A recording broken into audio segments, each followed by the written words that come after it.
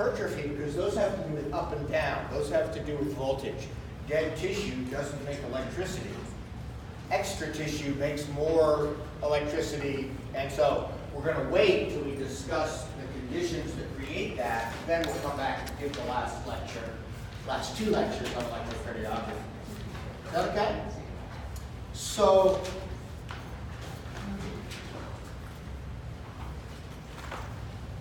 good, that's blank. I want to remind you, kind of again as a review, that up to now, and another reason we're stopping the electrocardiography in lecture is you need time to practice. And I will post up another EKG review, I'm not sure, probably after the midterm, you don't need more stress now. I'll post up another EKG review as we go along. And so a lot of times you just need to do them over and over. And Tardis was objecting that she can't get it the first time. No one can. You have to just keep this like language lab where you have to go and listen to the tapes again to get the pronunciations. And so remember, we're building a system. Whenever you come to a set of squiggly lines, you say, is this squiggly line an electrocardiogram? If it's a 12 lead, you look at AVR to see that it was performed properly. Then you assess the rate, you assess the axis, you assess the conduction intervals of the PR and QRS. And then this week, the most complex of the steps is the rhythm assessment, where you take 4 characteristics: the rate, the width of the QRS, the P-wave qualities, and the relationship of one beat to the next. And then it's kind of, you have to use those 4 items to add it up. You know, a narrow QRS with an upright P-wave is likely to be coming from the sinus node. Right?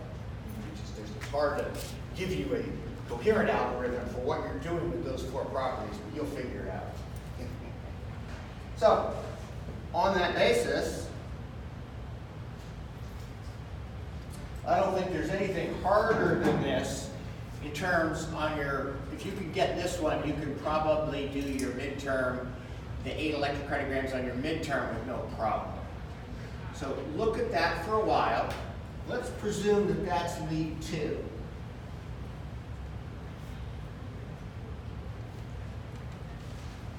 I'll do some things help you, since you can't touch it.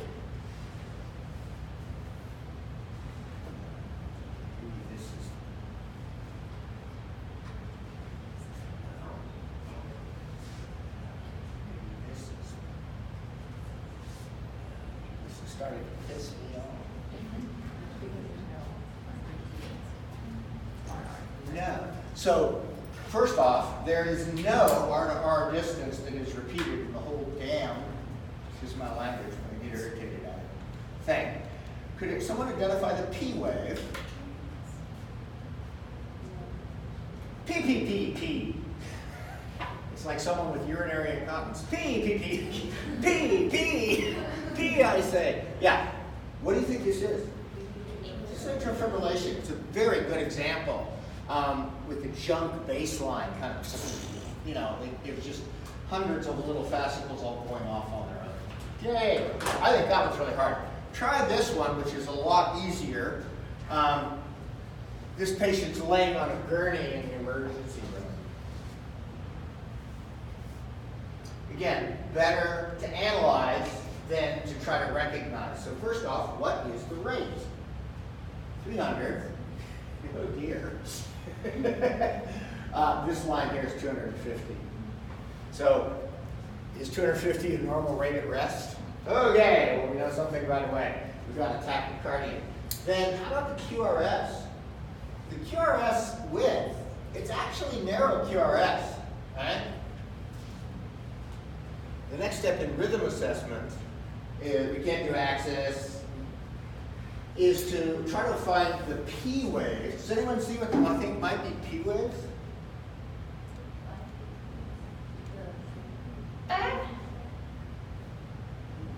Look after the QRS. So this is a T. Oh, you're thinking that is a P wave, huh? awfully big. The P wave is usually a small. I think we got QRS-PT, QRS-PT, which would make this, if the P wave is coming after, Sam, this was your question right before lecture.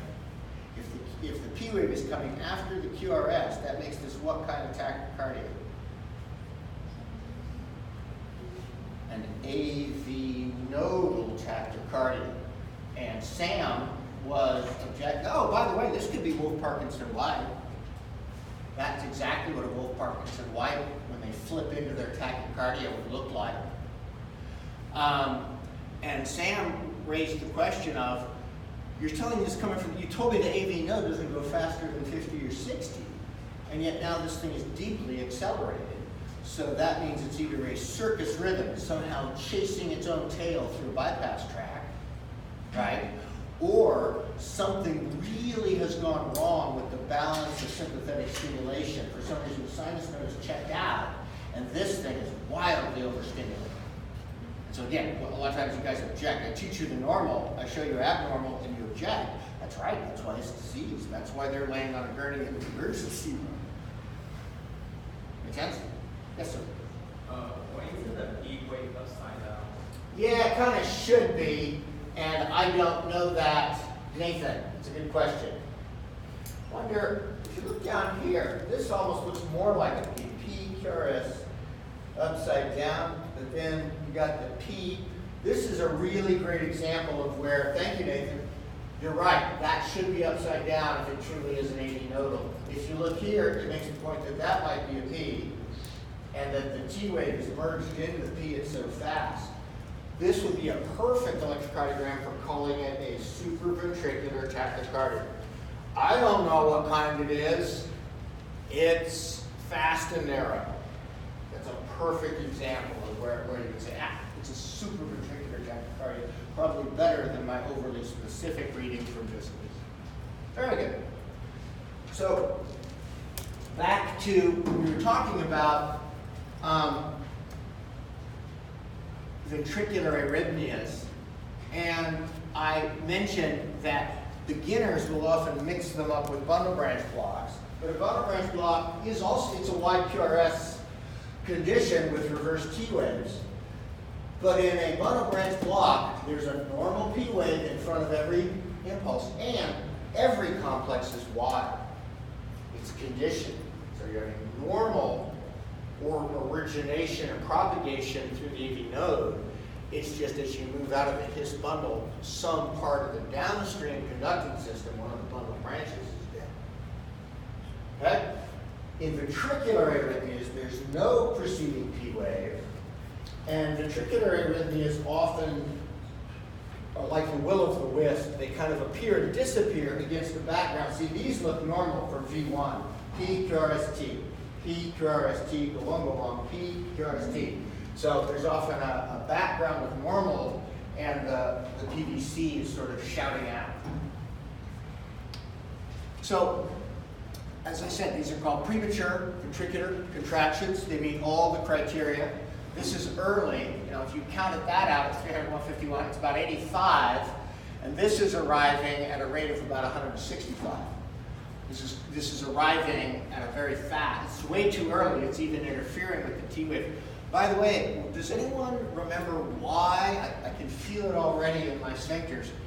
That is making me very nervous. Does anyone know why the particular placement of that PVC upsets me? It's landing on the descending limb of the T wave. Why is that upsetting?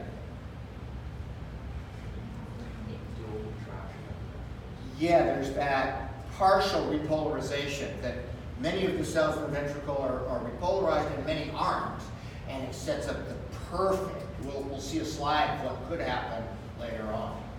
So for this one, do you notice that the configuration is the same? There's this, there's a little shoulder, there's this, there's a little shoulder, it's upside down and it's smooth. See how they look the same? So these are coming from the same focus. They have the same shape because the same little irritated piece of the ventriculum is triggering each time. generally speaking, the more frequent these become and the more multifocal, look at these two. This one has a downgoing wideness with an upgoing.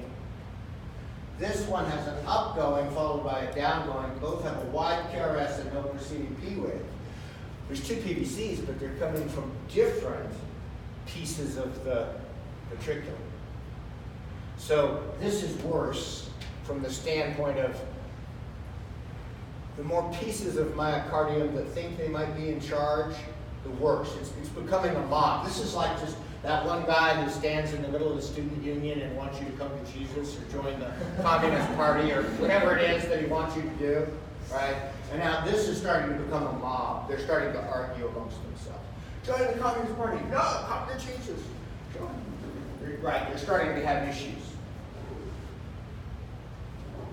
So the names, when you start to have very frequent PVCs, you can actually describe in a single word what's happening. So here's bigeminos, Gemini are the twins, that helps me.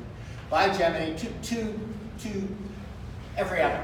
So you're having two sources. You have a PVC, and at this you might think is a P wave. You've got to look through P, QRST, P, QRST. Oh, this is coming without a P wave. It's early, it's wide, up and down. So you're having every other beat is a PVC, and that's called bigemini.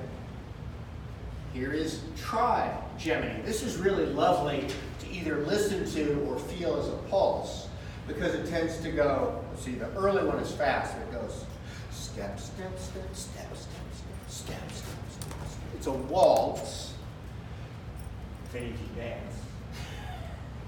And so every third beat is a PVC. Remember that because they lack the atrial priming, each one of these PVCs is low on stroke volume by something like 20%. And so when you start to have these really frequently, especially in an older person, they can actually impair the cardiac output and the mean arterial pressure. So someone who's in this, I actually diagnosed this once in our cardiac rehab program. I diagnosed it from a distance by behavior. We were working out on the mats, and one of the clients had finished his workout, was standing up, and he kind of went. Then he came back. And I said to one of the grad students, I said, you know, Frank doesn't usually have problems standing up. Go get a pulse and a blood pressure. And sure enough, he had flipped into this and had taken about 20 points off his blood pressure. So his cerebellum was not getting a generous supply, and as a result, he was unbalanced. Interesting. All okay so far? Young people tolerate these very well. One of the faculty members, his wife got pregnant, and she was noticing a funny beat. So he said, come on in, Shafrath will measure EKG. She's in bigemini. And we made the joke at the time, said, oh, you're having twins. And her sonogram, she had twins. It was obviously the stress of the pregnancy is what was doing it, but it was cute that she had twins. So remember, if all the pacemakers above the ventricular myocardium, I'll show you a picture of a video of a piece of ventricular myocardium in a dish, just contracting.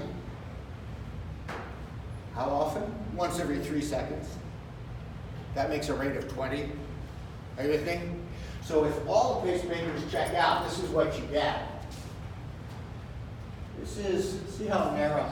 Yeah, that's wide enough. Although I rather suspect, this is so organized, I suspect it might be in the His bundle or one of the bundle branches. But it's slow. This will not support consciousness. So an idioventricular rhythm is PVCs end on end on end, usually with a rate of 20 to 30. So the rate gives it away, and the widens. I'll tell you a funny story about this in a moment. Now sometimes, the ones that are hard, so these are easy. Idioventricular rhythms that are at 20 are easy, because the patient's unconscious, the QRSs are wide, the rate's 20. It's like, well, everyone's checked out except the basic worker cells. The worker bees are running the hive. Every once in a while you find someone where the idioventricular rhythm is accelerated beyond its normal rate, kind of like, Quincy, that nodal tachycardia we just looked at. It's like, you don't know why. So notice here we've got, this looks like a V, oh, this is AVF, looking from the foot. P, QRS, T, P, QRS, T. And then you get a P wave, but this is awfully wide. And then you go to the next, I don't even know what that is, whether another P made an attempt. And then clearly all sorts of atrial activity disappear, and what you've got are a very wide, down, up. This is an idioventricular rhythm, but look at the rates. It's unusual. It's hard. There's a moire pattern confusing our big boxes, but it's going to be 300, 150, 100, it's about 75. And so when you see this, just like Quincy just taught us, you have two questions. The first is, what happens in the sinoatrial mode? And the second one is, why is the ventricular myocardium going so fast? I can tell you in this case, because I mentioned it before, I took it out of a book this morning. The example you have in your slides is not very good. This is a better example because you can see the contrast. But this is an inferior infarct coming from the right coronary, meaning that the branches that feed the nodes may be ischemic, may be blocked, and so it wouldn't be unusual. A quick joke about this. A friend of mine who's a nurse, they were transporting someone who they were unconscious, the EMTs arrived, and the nurse, they say he's in an idioventricular rhythm, but this was the rate. He's already had a monitor on, good transport. And so the nurse immediately jumped up onto the gurney, straddling him, and said, get him to where he needs to be, I will address this. And so she started to compress him. Because he was on a scope, she could compress in between him. So it's sort of a case of internal, external bigeminy. The heart was doing 20. She was going to interpolate, and so got him up to 40. Well, he's a fairly large man. And when she augmented his cardiac output with the interpolations, he'd wake up. You get enough brain, he's laying on his back. He'd wake up, and he'd push him off. Because she's sitting there, you know, this stranger is humping on your chest. Push her off, and you pass out. She went back to bed. And she'd get back, and she said they went that way all the way to the cath lab, having this sort of intermittent wrestling match about whether or not he should be conscious. I just thought that was amusing. Oh, nowadays, I don't know if, Mary, you've encountered it, many of the defibrillators have a pacing function, where if you had a patient like this, you could actually set up the defibrillator to shoot in a pulse every second, and you could time it so you were actually interpolating, and that's a better way to do it, although her method certainly worked. You can tell because he woke up. Is that all okay? Okay. Two more ventricular. When you start to see multiple PVCs end on end, you're losing regulatory control of the heart. So ventricular tachycardia is 3 PVCs in a row. That's the definition. These up here, these self-terminating runs, leave two. P, QRS, T, P, QRS, T, P, QRS, T, P, and then this goes.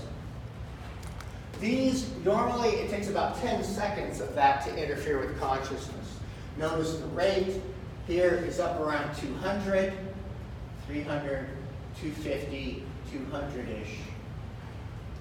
Without atrial priming and without a change in venous return, this is a low cardiac output state. So this person will be fine. Well, they may not even notice this happens. This person is probably unconscious. I also, in terms of recognizing VTAC, the complexes in VTAC have the same form. So you've got a spike and a drop and a T wave, a spike, a drop, and a T wave. You can tell they're coming basically from the same node. See here, not steep, steep, drop, not steep, steep, drop. See what I mean? You can tell they are, and this is circus. This is within the ventricle. Okay? One that lasts longer than 10 seconds will impair consciousness. Boy, I have a lot of great stories to tell you about these. I'll tell you another story about them. So back to this problem, when you see a T wave, when you see a premature ventricular contraction, here's the normal distance, P QRS T, P QRS T. That's the normal distance. Shift, about 70. When you see a PVC landing on the T wave, it makes you very uncomfortable as a testor because it's like a lightning strike. It's like a lightning strike at the power station that runs the city. And so, not every one of them, I mean, the power station is well grounded, but it's not a good sign. And so notice that this PVC hits on the descending limb of the T wave, and sure enough, the patient starts up into a run of VTAC that's just fast enough, just long enough that they might feel like they might go, whoa. They self-convert, they go back to normal, but then it comes again, and there it goes. Here's one, P QRST, P QRST, this looks like V1. It looks like there's almost a first degree block here. There's probably, remember, these don't happen to regular people. They happen to people who are having some other problem. This person may be having an angina or heart attack, it's heart attack. But certainly, the bad news is they decided to have a PVC right there. Off to the races. Wingo, wingo, wingo, wingo. This is that peculiar form. You guys don't have to know this, but a few of you have asked me about torsade de pointe. Torsade de pointe is French for the twisting of the point. And so when you see a VTAC that spindles, that it shrinks and then grows and shrinks and then grows, almost as though the cyclone was moving, if your electrode is out here, it's moving around like this. That's just one variant of VTAC. They're all VTAC, they all need to be shot. In terms of constancy of consciousness, I once had this situation happen. The only cardiac arrest that I personally stimulated in an exercise test, Dr. Holly was on the scope, and he was seeing this kind of phenomenon. And he said, would you move your limbs a little bit? Try flexing your hands. You do anything to try to change the timing of these things. And the guy was standing there, and suddenly Bob sees this, and he turns to the client, who is still conscious. He says, lay down right now. And the very last thing, because I lowered his head, the very last thing in the conscious act, the guy, started to go down, and I had to finish it for him. And he said, why? Is something wrong? And we went from there. He woke up, he was fine. So this is a highly shockable rhythm. VTAC responds very well to defibrillation. Ventricular fibrillation, the difference between it and VTAC, is the amplitude begins to become smaller. The interval, the energy gets closer and closer together, and the form is no longer constant. It's the difference between, if you look at my hands, let's see, ventricle. If you look at my hands, VTAC is like this. When you get to VFib, it's more like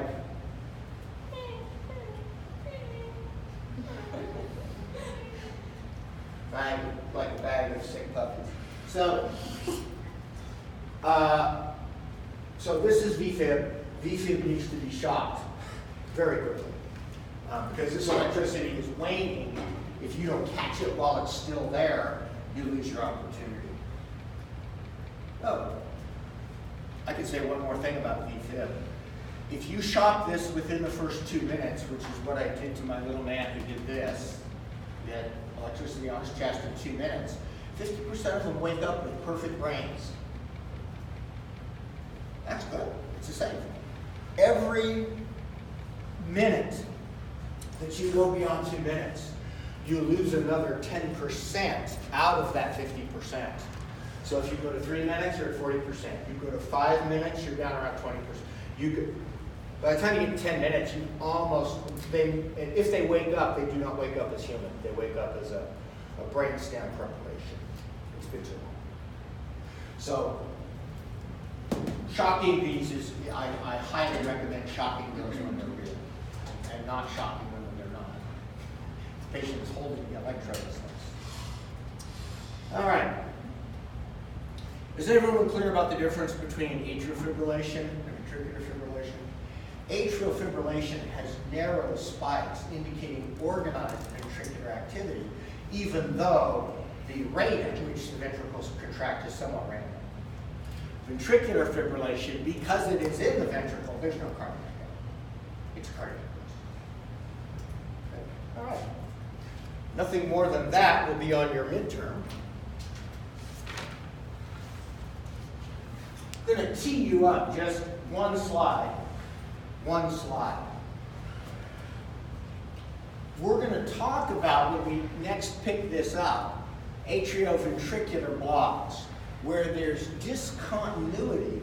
The P wave goes off, and there's a problem getting down to the ventricle.